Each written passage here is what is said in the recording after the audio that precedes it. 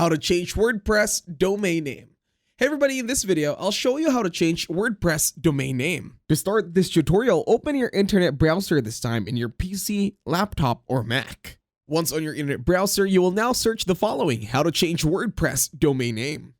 You go to www.hostinger.com. In here, this is a website about Hostinger tutorials. So, to do on changing WordPress domain name, we will be reading exactly their instructions coming from Hostinger themselves. So here we are. Let's start with step 1. How to change domain name in WordPress. The first step is to purchase a new domain name. Again, step 1 is to purchase a new domain name. Head to Hostinger's domain checker and type in your preferred domain. You'll find out if the option is available and get some suggestions on alternative domain names as well as their costs.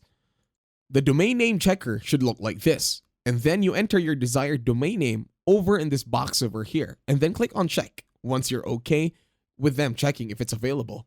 Now, if your desired domain name and its alternatives are already taken, try contacting the domain owner and negotiate a fair price for the particular domain.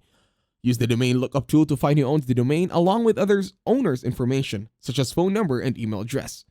Now, during the checkout process, you will also need to specify the domain registration period. There are several registration periods ranging from 1 to 10 years. However, most domain registrars will require you to pay for at least 1 year.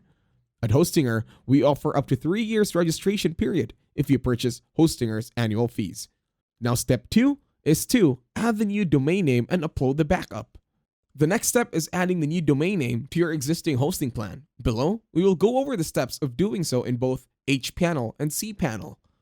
Now, using hPanel.